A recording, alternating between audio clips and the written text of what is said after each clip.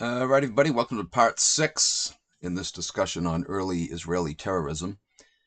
Um, as I said in the last video, this should be the last video in this series, but I'm not sure. It depends how much I ramble. We're now into the year 1948, the very year that this hellish, illegitimate state was established. The first date we have in the UN entry here is, well, it was a week's worth of events running from January 3rd to the 10th of 48 in Palestine. Extensive Jewish agency purchases of U.S. war surplus high explosives with which to fight Arabs were disclosed in the New York City area, while 191 tons of TNT and the more powerful M3 were seized before shipment. 73 tons cleared New York for Palestine. The TNT shipment was accidentally discovered when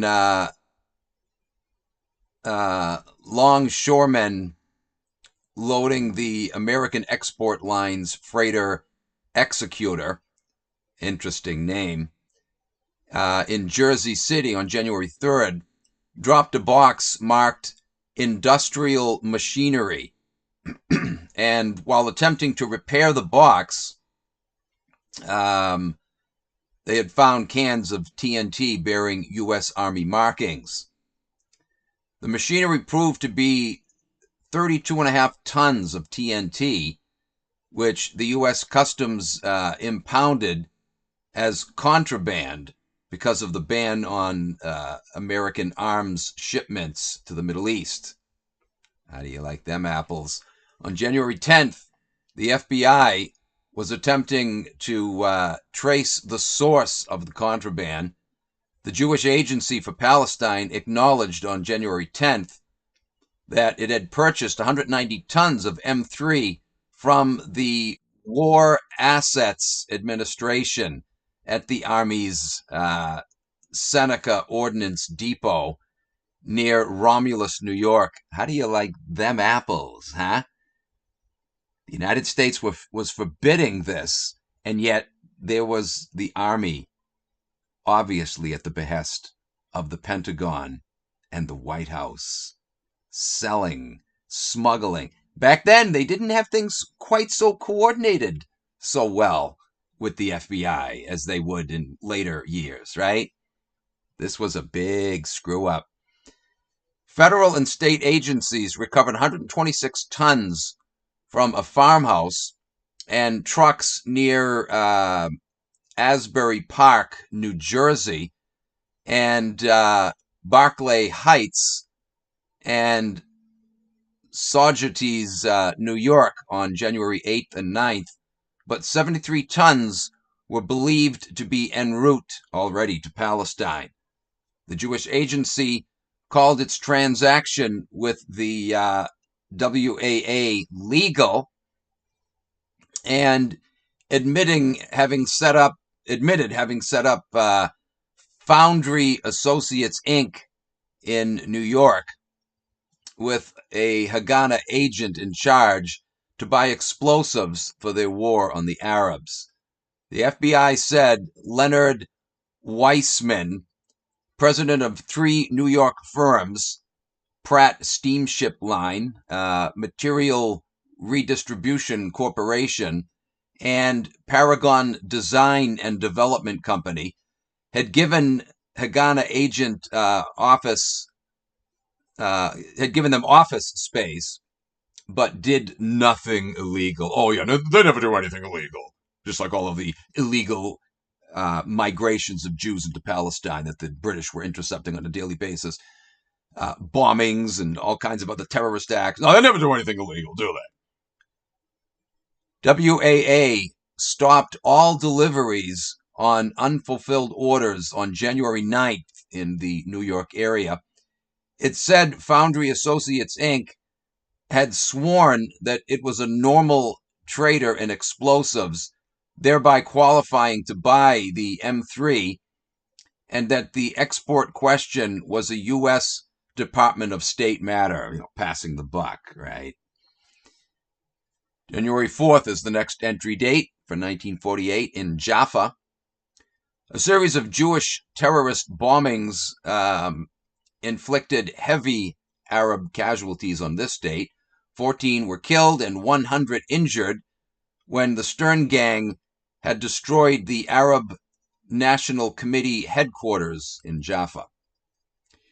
January 5th of 48 in Jerusalem, 15 Arabs were killed after Haganah had bombed the Semiramis Hotel. Interesting name. Semiramis, was the wife of, what's his name? Of Nimrod. One that, Christians basically synonymized with the devil, right? Nimrod was supposedly an early Babylonian evil king, overlord, who later became deified after he died, and his wife got impregnated by him posthumously after he died. And ultimately, that's where the story of Jesus being born of a virgin came from, right? Conceived by the sky fairy Yahweh. The whole story is a spin-off of Semiramis and her dead husband Nimrod. Anyway, interesting that they would name this hotel Semiramis Hotel. Essentially, she was supposed to have been a temple prostitute, and that's really how she got impregnated. Anyway, January 6, 1948 is the next date in Jerusalem. The British government denounced the Semiramis attack as, quote, wholesale murder of innocent people.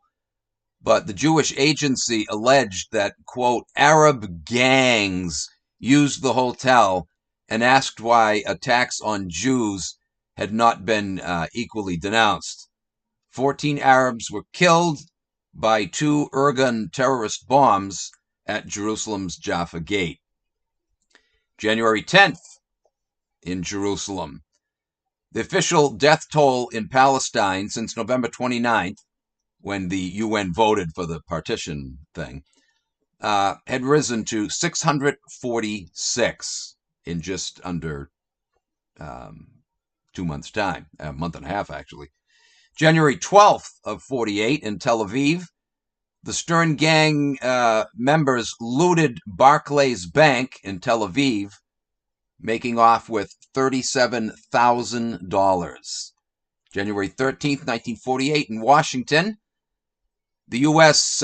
War Assets Administration received orders from Army Secretary Kenneth Royal to cancel its sale of 199 tons of M3 explosive to a purchasing agent of the Jewish agency, which got 73 tons out of the country before the rest of the material had been seized. Look at this, guys. Look at this. Supporting the terrorist state. Caught red-handed. Trying to do it underhandedly, figuring they wouldn't get caught. Well, today they do it openly and just lie in the media and claim that the Jews are the victims, the poor Jews, the Holocaust, blah, blah, blah, blah, blah, blah, blah. But nevertheless, still supporting this terrorist state, right? Regardless the rhetoric, regardless whether they're trying to hide it or do it openly, it's always been a terrorist state.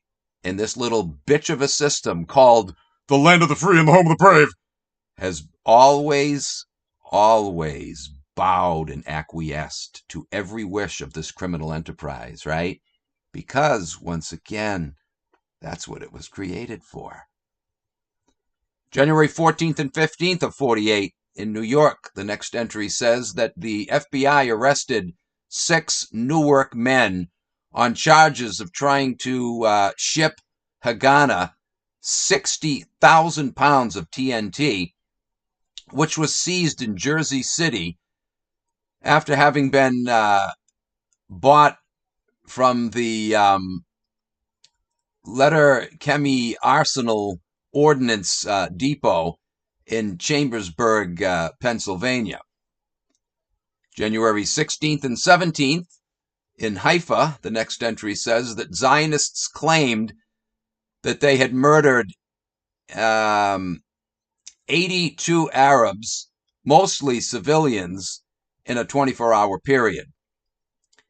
In retaliation for the massacres, Arabs machine-gunned 35 Haganah men. Well, there you go. That's how you retaliate. Who did they machine-gun? Haganah men. 35 of them. Awesome. That's how you do it. All right, goddammit. There you go. They weren't targeting innocent civilians. They targeted the right people. They targeted them while they were en route to attack another Arab farming settlement. Awesome. Awesome. If there is an afterlife, may every one of them get rewards, Purple Hearts, and the highest honors for that one.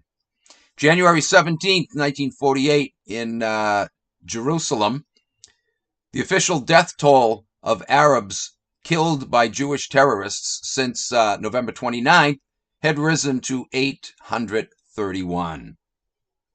Wow. Geez, they're way behind the times. Right now, the death toll is over 10,000. And that's the official number, right? How much you want to bet? It's a hell of a lot more than that. But 10,000 guys in just the past, not even 4 weeks. January 25th, 1948, in Jerusalem is the next entry. Following the deaths of 10 Jews and 2 Arabs killed in a battle outside of Jerusalem, British authorities stated that 721 Arabs, 408 Jews, 19 civilians, and 12 British policemen, a total of 1,160, had been killed in an 8-week period, and that 1,171 Arabs, 749 Jews, 13 civilians, and 37 British officers had been wounded. January 26th, in Palestine, Mrs. Gold Meyerson, Jewish Agency political director in Jerusalem, and Mot Sheraton, chief of all agency political operations, had told the UN Palestine Commission that Jews must arm against possible Arab threats, and Sheraton demanded a UN policy that would compel the U.S. to lift its embargo on arms destined for Jewish groups in the Middle East. There they were, right off the bat, getting the UN, which they created, right? But, trying to make it look like it's an independent, functioning entity. We're victims over here, UN. You need to come to our rescue. Son of a bitch. January 28th, in Jerusalem, the next entry reveals that Rabbi Hillel Silver, chief of the Jewish Agency's American division, cut short a trip to Jerusalem to return to the U.S. and campaign for American public support of armed Jewish backing for partition and eventual Zionist control of all of Palestine. My. On January 27th, his agency called upon 15,000 young men and women to join Haganah by February 15th. And he was what? A rabbi. A rabbi. British intelligence reports indicated that Haganah had grown from 3,500 to 12,000 full-time members since December 1st. In just under a month, right? In under a month, Haganah had grown that large, this Jewish terrorist sleazebag organization. from 3,500 to 12,000 in under a month. January 31st in London, the next entry states that British Foreign Office officials revealed that over 1,000 Soviets, all Russian-speaking communist military technicians, had been intercepted on the immigrant ships Pan York and Pan Crescent. Jews from Russia, right? February 1st of 48 in Jerusalem. This entry reveals that Arab groups took credit for a bombing that destroyed the Palestine Post building. The newspaper had an extensive history of melting the Jewish inhabitants of Jerusalem, inciting, God, my eyes are getting tired tonight, of inciting, I knew that didn't make sense, melting. I thought I was going to say something about melting down Jewish assets, gold and silver bars or something, of inciting the Jewish inhabitants of Jerusalem to, quote, destroy Arabs and force them out of Palestine. Yeah, can you blame them? February 1st of 48 in Milwaukee, Wisconsin this time, the entry says that Moshe Chertok, Jewish Agency political director, stated that statements that communist agents were among the intercepted Pan York and Pan Crescent immigrants from Bulgaria were untrue. Oh, really now? What they were trying to do here is prevent association between Jews and communists, right? They didn't want people to know that communism was a Jewish creation. Well, too late. The cat's long out of the bag on that one. Chertok cited a statement from Cyprus refugee commissioner Sir Godfrey Collins confirming his statement. Collins subsequently denied making such a statement. Chertok further said that the Jews of Palestine welcomed all Jews into their country and that Jewish communists were equally welcome. Oh, yeah, some communists are Jews, but communism isn't Jewish now, is it? Anyway, he denied rumors of Soviet clandestine assistance to various Jewish terrorist groups. Oh, that was already confirmed in previous entries that we looked at, right? No, there's no clandestines. There wasn't clandestine support by the U.S. Army either, was there?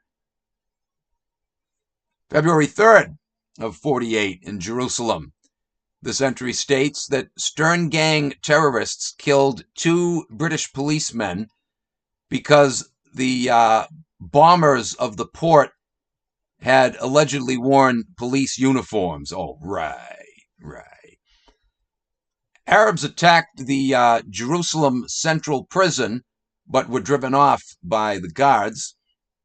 The British Foreign Office sent Bulgaria a note of rebuke for, quote, deliberately conniving in the transshipment of illegal Soviet immigrants to Palestine.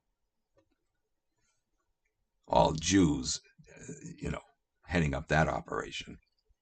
February 10th in Jerusalem, British military units prevented Arabs from bringing dynamite and firebombs into Jerusalem's old city in an attempt to blow up its Jewish quarter.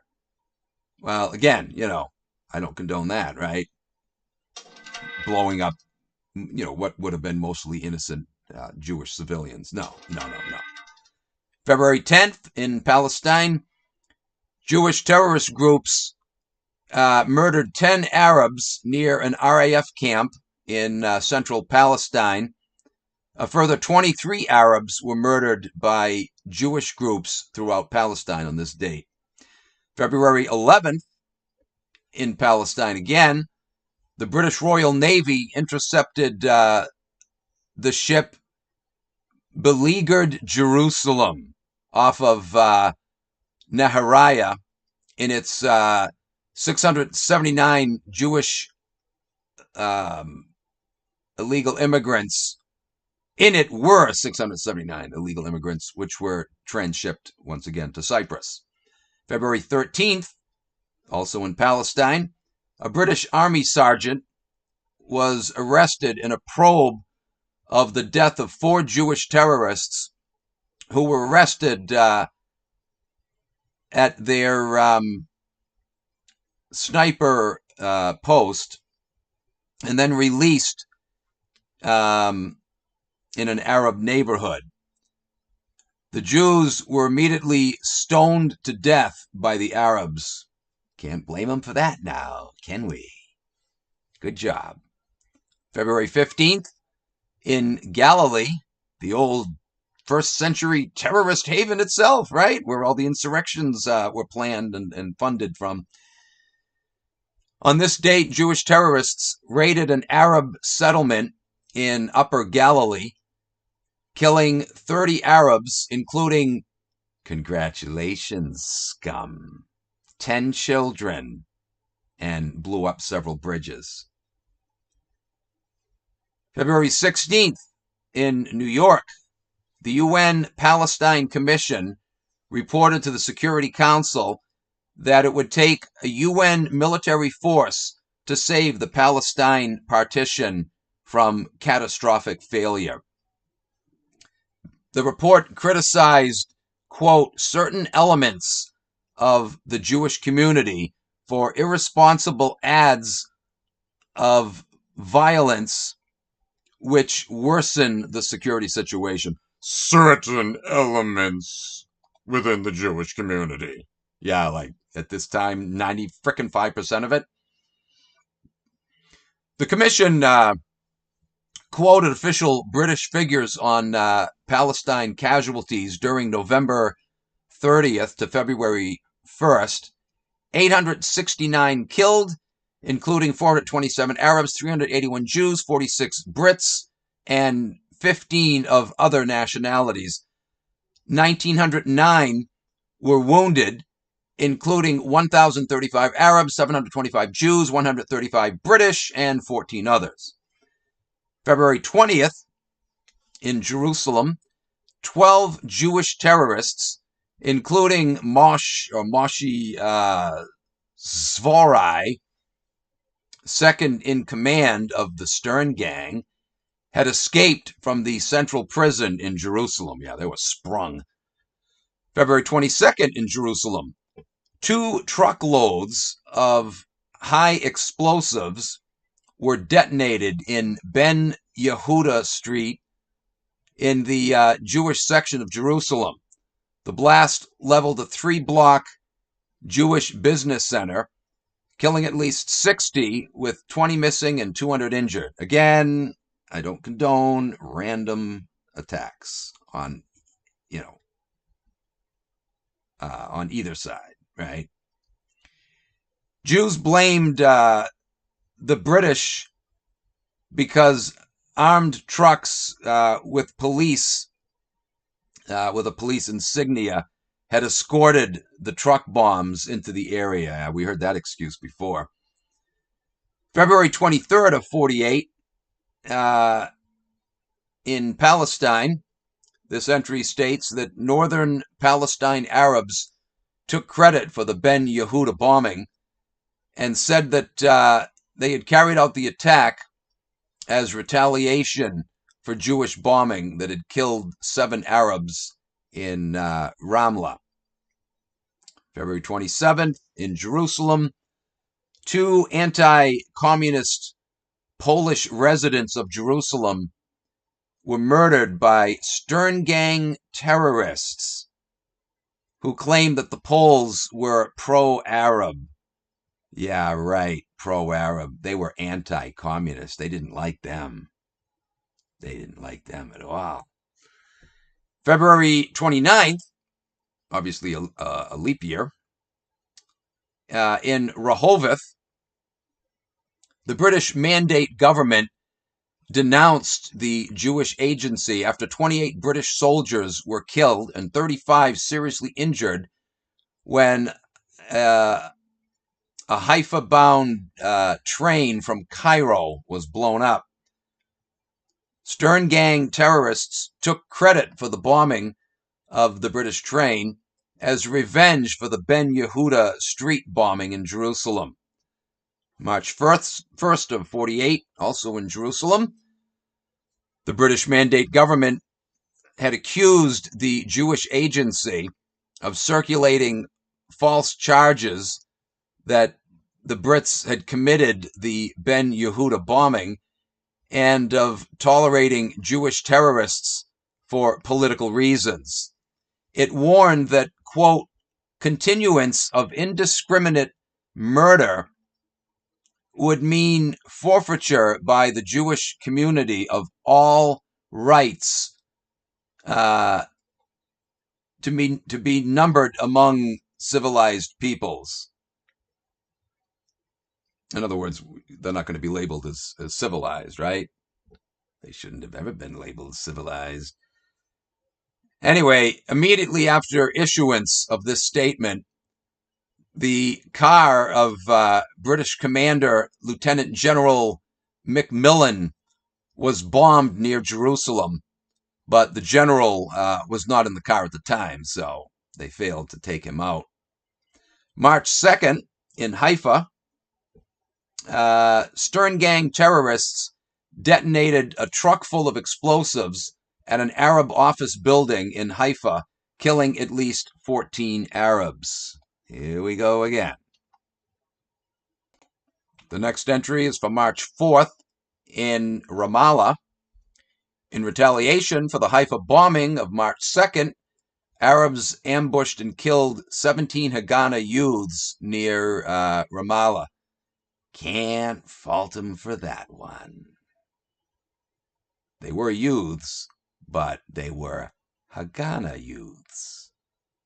March 5th, 1948, in Tel Aviv, Haganah killed 15 Arabs near Tel Aviv in revenge for the March 4th ambush of their members. How dare you try to thwart our criminals, our mass murderers, our terrorists? March 5th, in Jerusalem, the Jewish Agency stated that large-scale Jewish arms shipments were ready in various Mediterranean ports destined for the arming of Jewish partisans in Palestine to, quote, fight and drive out the Arab population of what the agency stated was eternal Jewish land. You see? You see these bastards? As I said, none of this could be labeled retaliation, right? The Arabs were just, going after them for them first being attacked. That's not retaliation, right? In reality, what was really going on? What were these Jewish terrorists really about? What was their real aim? To drive the Arab population out so they could steal their land. To this day, they still haven't been able to do that, but that is their current aim, right? Kill them all off and steal the land. And why? Because, as we just saw here, it's always been their claim that this is their eternal Jewish land. It was never their land. When you read their not-so-holy book, which they claim is their rightful deed to the property, it states emphatically that they stole it in ancient times. Of course, those stories are greatly exaggerated. They weren't the warriors that went in and drove the inhabitants out so they could steal their land.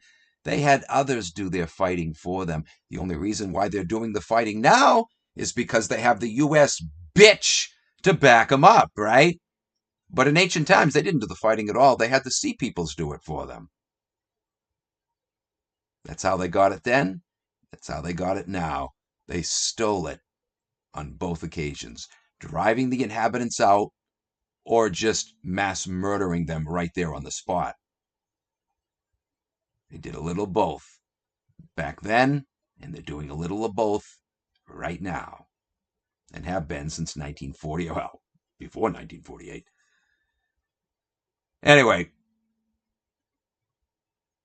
March 11th is the next date in Jerusalem. The Jewish Agency's building in Jerusalem was bombed with 13 persons killed and 84 injured. An American car, believed to have been stolen from the U.S. consulate by an Arab chauffeur, was driven through the agency's elaborate barricades with a load of explosives. The Arabs at this time were targeting some American facilities, but only because they knew that the Americans, in spite of the rhetoric, were in fact supporting the Jewish terrorist bastards. They knew that was going on then, just as it has gone on every frickin' day since, right? Anyway, the driver of this vehicle had escaped. March 11th of 48, this time in New York, communists and their left-wing labor unions turned out over 10,000 persons in a protest rally against U.S. betrayal of partition. March 12th, 1948, also in New York, columnist Drew Pearson said in his Washington merry-go-round column that President Harry Truman had given Democratic Party leaders the following reason for holding back on enforcement of Palestine partition after having championed this in the UN last year. Russia was after a U.S. Army-built railroad north from the Persian Gulf, plus all Arab oil regions and the Eastern Mediterranean. In March, Pearson had stated in the same forum that President Truman had told a New York publisher that New York Jews were, quote, disloyal to the United States.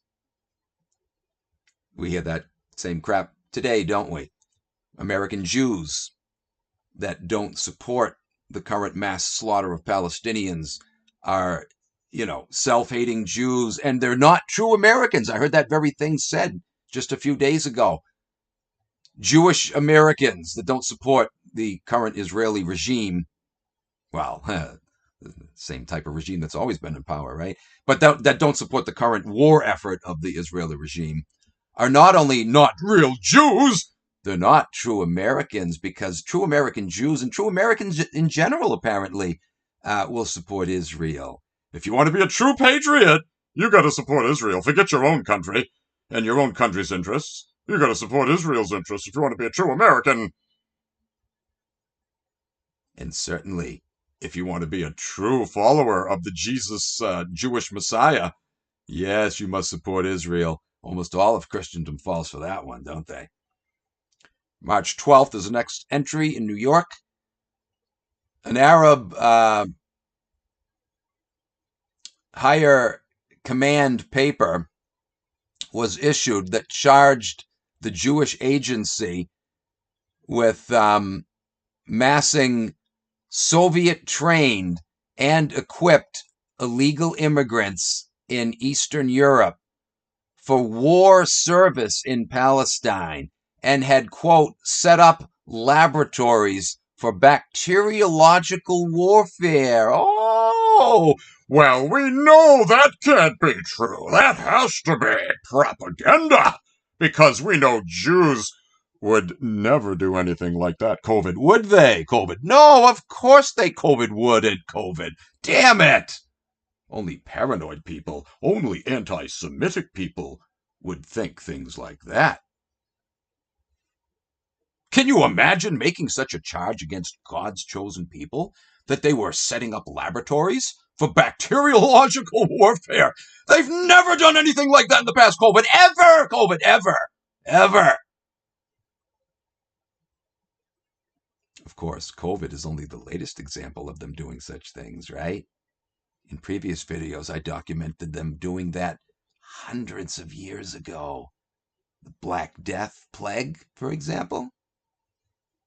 Anyway, March 30th is the next entry in Palestine. British authorities there released the latest casualty figures. In March, 566 persons, including 271 Jews, 256 Arabs, 39 Brits, and others, were killed. March 30th, in New York, Soviet and Jewish groups informed the UN Security Council that they defended the UN's previous decision for a separate Jewish state. Soviet Deputy Foreign Minister Andrei Gromyko had told the Security Council that partition was, quote, a just solution, that he was not convinced that it could not be carried out peacefully, and that by wrecking it, the U.S. would have to take the full blame for, quote, a serious blow upon the UN organization. April 1st in New York is the next entry. The UN found that it had traversed a circle from one special General Assembly session to another in its year-long effort to solve the Palestine problem. Britain referred the Holy Land dispute to the UN on April 2nd of 1947 and asked for a special assembly session.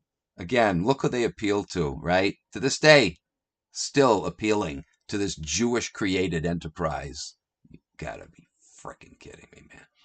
From April 28th to May 15th, 1947, the Assembly met and decided on a special committee inquiry into the Palestine situation. Yeah, whatever, man. One Jewish group defending another, but making it out to look like it's all done in fairness. August 31st, the Special Palestine Committee, UNESCO, a UN, enterprise, recommended partition, internationalized Jerusalem. November 29th, the Assembly approved partition, 33 to 13, 10 abstentions. The U.S. led the fight for a separate Jewish state. Naturally. Israel's little bitch. That's what this country was bred for, right? Like you'd breed a dog to hunt rabbits. The U.S. was bred to be Israel's bitch. Again, this was all planned out in the 17th century, guys. Francis Bacon was one of the leaders. John Dee as well put his 2 cents in. Anyway, December 11th, Britain set May 15th as the date for surrender of its mandate over Palestine. The terrorism worked. They backed out, right?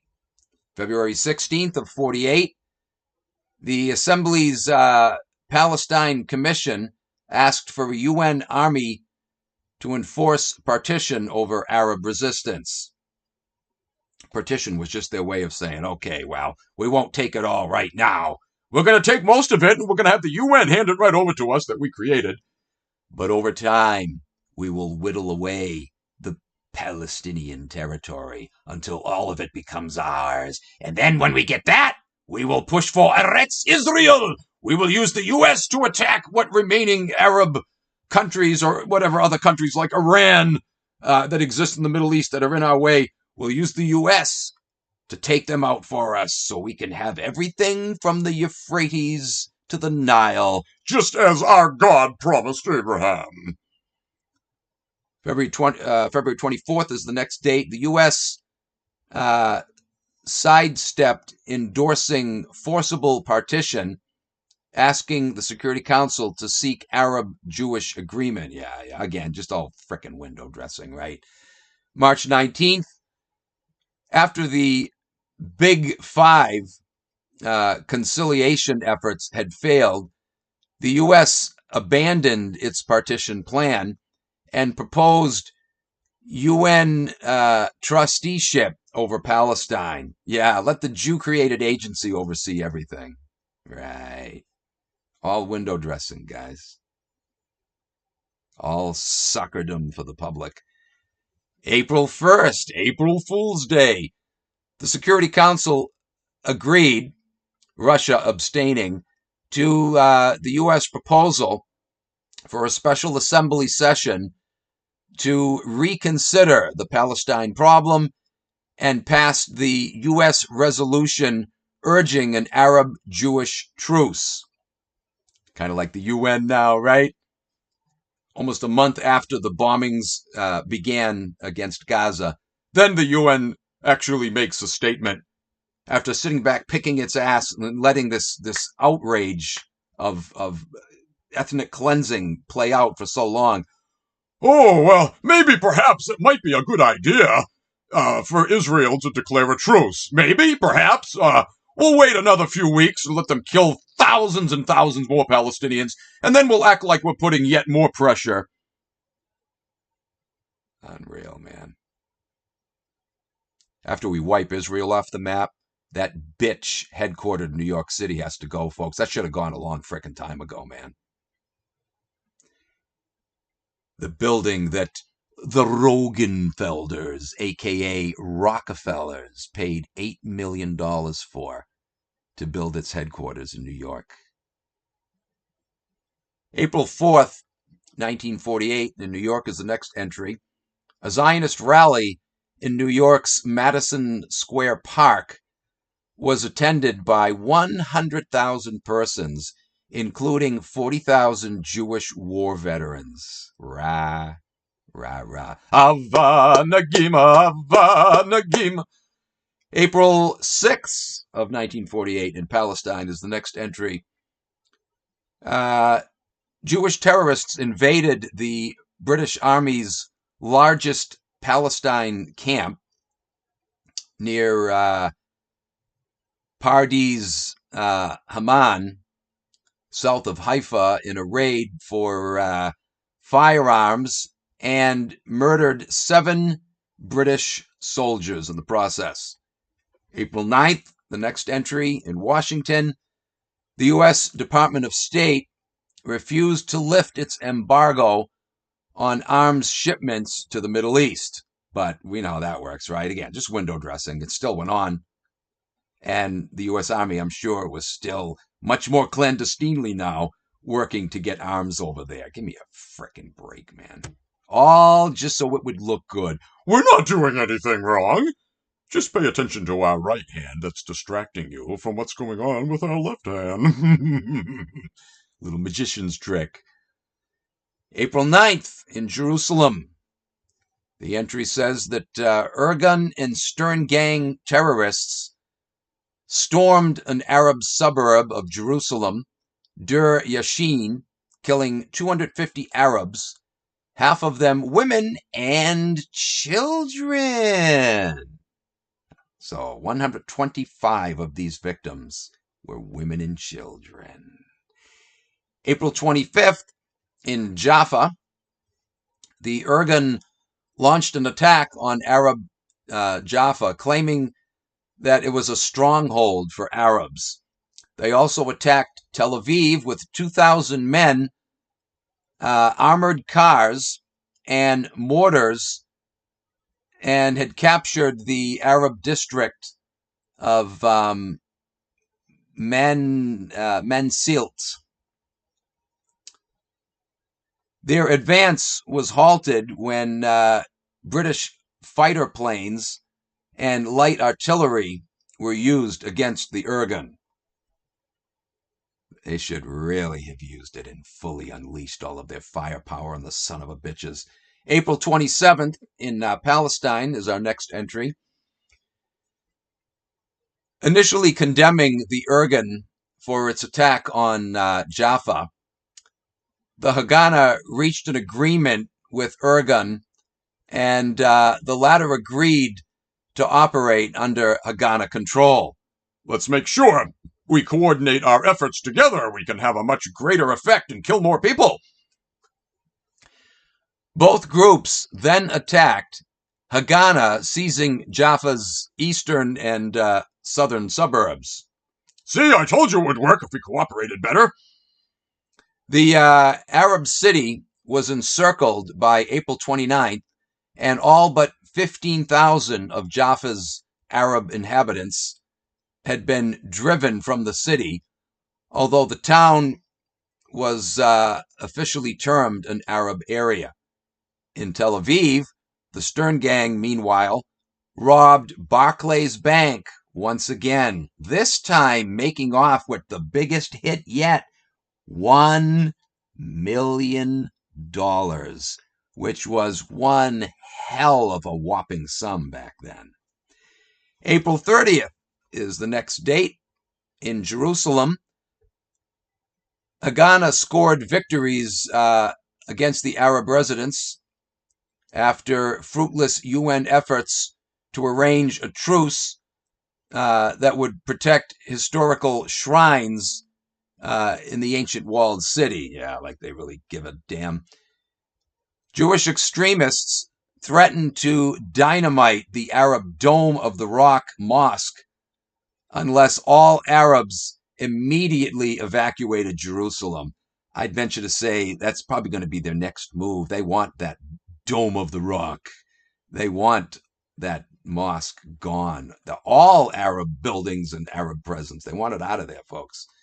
And not because it's the Temple Mount. They know goddamn full well the precious little temple that they parasited off of others always to build for them never existed there. They just don't want any foreign presence controlling any of that property. That's it. That's all there is to it. So expect some major frickin' terrorist attack, or they'll blame it on somebody else, or use one of the little high-tech weapons to make it look like an earthquake. You watch. They're going to pull something. Anyway, the British response was that if this happened, they would blow up the Wailing Wall, the last remnant, supposedly, of the destroyed temple, which it isn't. But nevertheless, the Brits...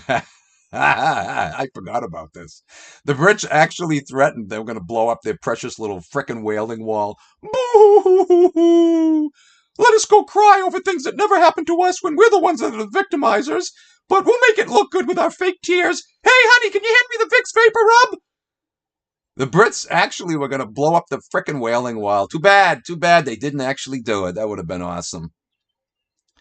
The Haganah agreed to respect both Arabs and Christian monuments, but it insisted that all Arabs and Christians must leave Jerusalem. In a move they described as defensive, the Haganah overran the Christian Arab Katamon quarter in southwestern Jerusalem, and then had captured most of the Muslim Manila cemetery. Jewish workers seized the General Post Office in Jerusalem next. In Katamon, the Haganah terrorist group captured St. Simon's Greek Orthodox monastery. Greek Orthodox. Again, you see how they were going after everyone and everything that wasn't Jewish, right?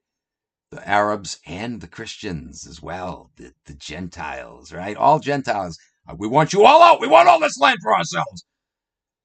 They drove out the monks and then vandalized the building. British troops stepped in to prevent further massacre of the Arabs and of the Greeks. May 2nd of 48 in Jerusalem is the next entry. The British finally halted widespread strife in Jerusalem by rushing several thousand mechanized army units and Royal Marine commandos back to Palestine. Their primary purpose was to protect Arab civilians who were being slaughtered by rampaging Zionists. Why isn't that being done today? God damn it. Not even the illusion of wanting to stop what's going on, right? The whole world, all sold out to the Zionist pig criminal bastards, is just sitting back, not only not doing anything, but frickin' cheering it on. Yeah.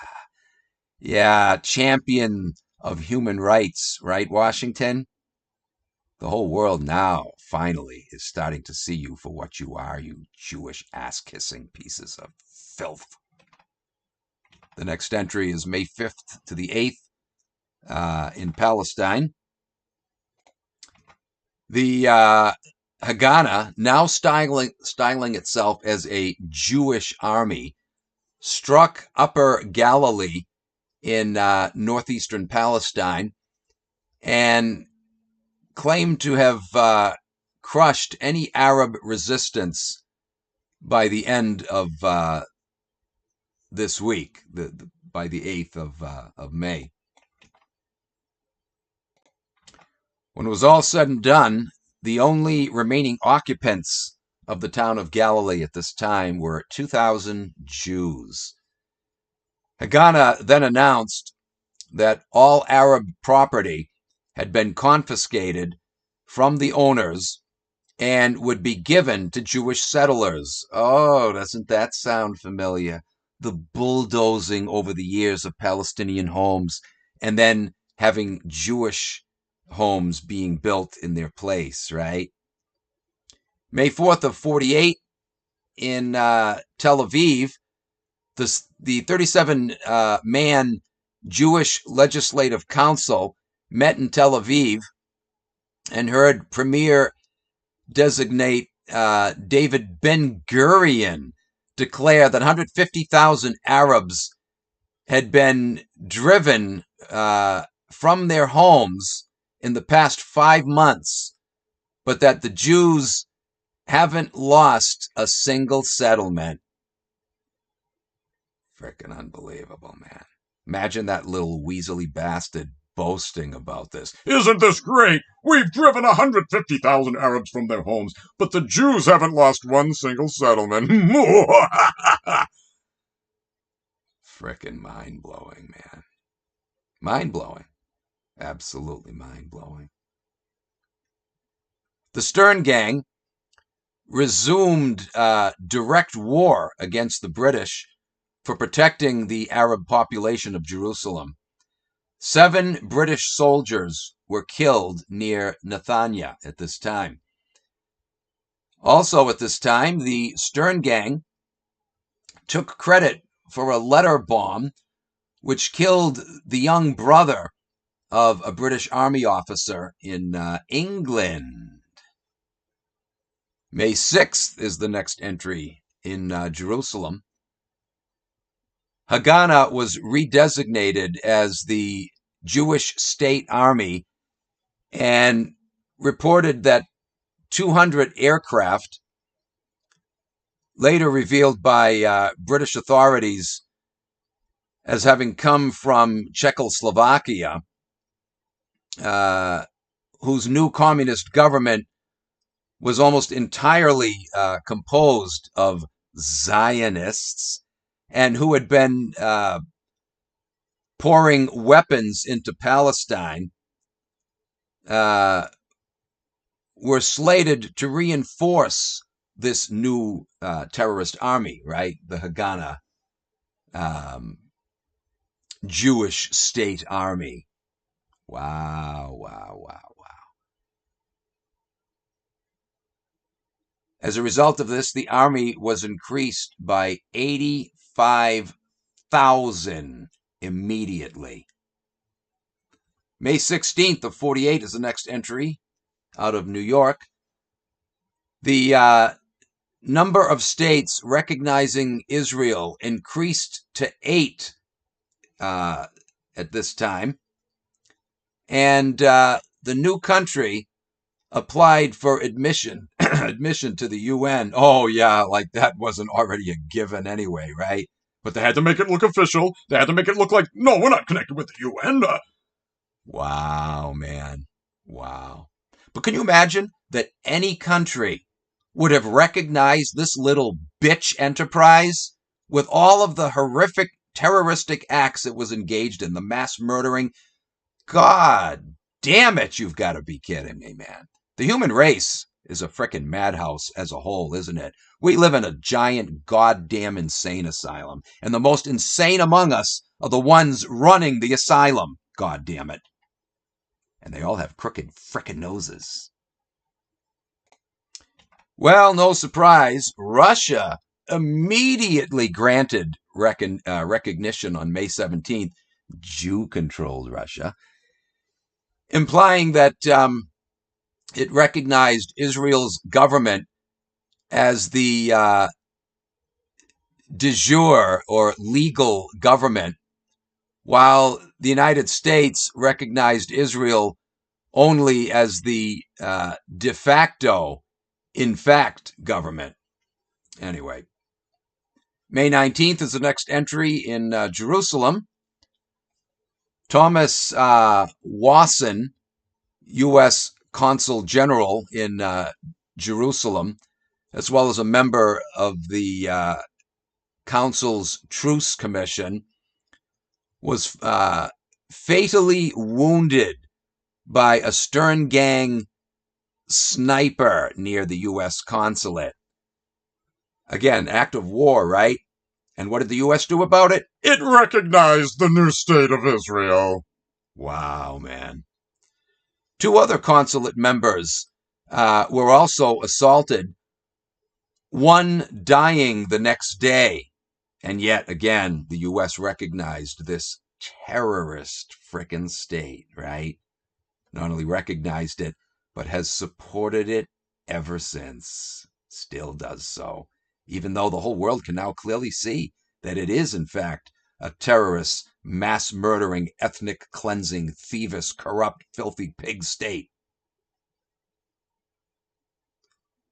Naively, the world, at least up until World War II, they started questioning things later during the Cold War, but up until World War II, the world largely viewed the United States as the great hero that saved the world from, communism and from, well, not communism, but fascism, from the Nazi regime.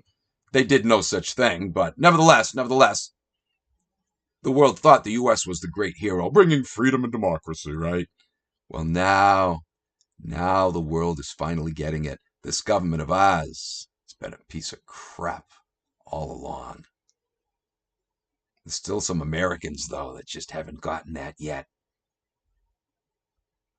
Anyway, September 17th is the next entry in Jerusalem. Angered by his order to readmit 8,000 Arab refugees driven from 3 villages near Haifa by attacks of Jewish terrorists, the Stern Gang assassinated Count Folk Bernadotte, UN mediator for Palestine.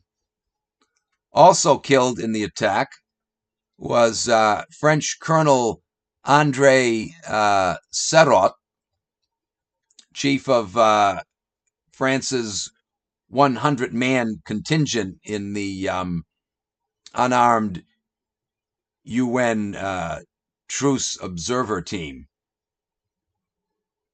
Right up to the very last minute.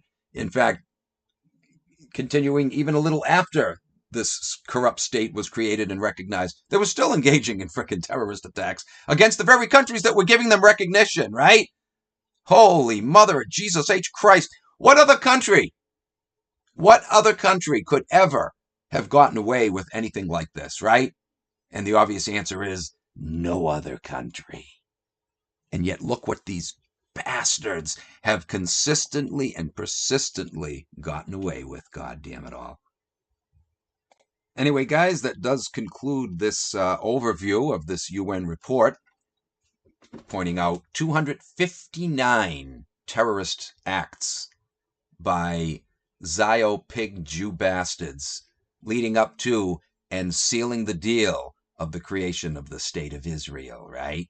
And ever since then, the State of Israel has set many records never achieved by any other country. For example, the first act of air piracy in the history of civil aviation was carried out by Israel in December of 1954 when a civilian Syrian airliner was forced down in Tel Aviv and its passengers and crew held for 5 days despite international condemnation. In 1968, Israeli commandos blew up 13 civilian airliners at Beirut Airport in Lebanon. The first deliberate shooting down of a civilian airliner was carried out once again by Israel when a Libyan airliner was shot down by Israeli jet fighters over Sinai in February of 1973 on the direct orders of Israeli Prime Minister, the little bitch Golda Meir, which killed all 107 of its passengers and the entire French frickin' crew. Their crimes just go on and on and on. Horrific crimes that, again, have set records that no other nation had even dared attempt, right? And yet these bastards have gotten away with it all along. Why is this son of a bitch still in existence, right? Why wasn't it forcefully shut down? It is the biggest problem creator on the goddamn planet, right? In spite of this horrific track record of this little bitch country, most people, when they think of terrorism, who do they think of? The Arabs. Oh, there are some really fanatic Muslims, no question about it, guys.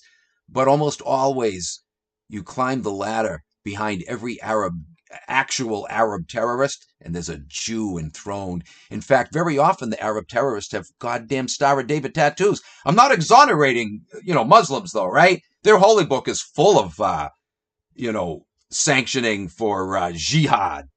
But where did that also come from, right? Yeah. The Christians have had their share of holy wars too, the Crusades. Where does the justification for that come from? It's not justification, but they claim it is. Where does it come from? The goddamn Jew-created Bible. That's where it comes from. Anyway. They've gotten away with it again and again and again for many reasons, but one of the main ones is the Zio pig bastards control the world's major media, don't they? They also control the world's major governments. Well, in some nation, let's see what 2 Samuel chapter 7, verses 23 and 24 has to say on the matter. And who is like your people, Israel, the one nation on earth that God went out to redeem as a people for himself, and to make a name for himself, and to perform great and awesome wonders by driving out nations and their gods from before your people, whom you redeemed from Egypt. You have established your people Israel as your very own forever, speaking to Yahweh, right? And you, O Lord, have become their God.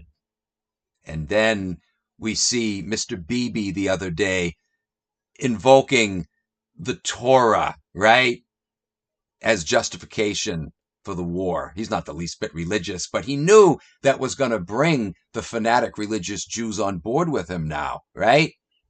Claiming that these innocent women and children, as well as the men living in Gaza, are evil Amalekites, right? A great many Christians fall for that slop too, of course, right? Anyway, here it is, though. You have established your people Israel as your very own forever, and you, O Lord, have become their God. The Bible attributes to Yahweh, the one ultimately who gave them the impetus to invade countries and to kick anyone out. And if they won't leave, to kill them. They won't leave their so-called Holy Land, which God gave to them. I love how the Bible said God gave them the land, when in fact, if you read the Bible itself, it clearly shows that they stole it, right? In reality, they had others steal it for them, but nevertheless, stolen. Stolen! That's how they got it. That's how they got it 2,500 years ago, and that's how they got it back in 1948, baby, through the use of terrorism. And now they're seeing to it that they get control of every last bit of it by driving out the inhabitants or just outright mass murdering them. And they're still getting away with it, guys. They're still getting away with it. Can you frickin' believe this, man? The ultimate and most obnoxiously evil enemy of all humanity. They're still pulling their crap and still getting away with it. Isn't it about time we put a stop to this so that we, Gentiles, can finally say, never again. Never again. They're the real orchestrators of holocausts, aren't they? Yeah. They're not victims of any holocausts. They're the perpetrators thereof. Never again, baby. Never again. This has got to stop, goddammit. All right, guys, that finally concludes this series. Thanks for joining me. Lots more exposures, though, of Israeli crimes to come. We'll catch you in the next video. Take care.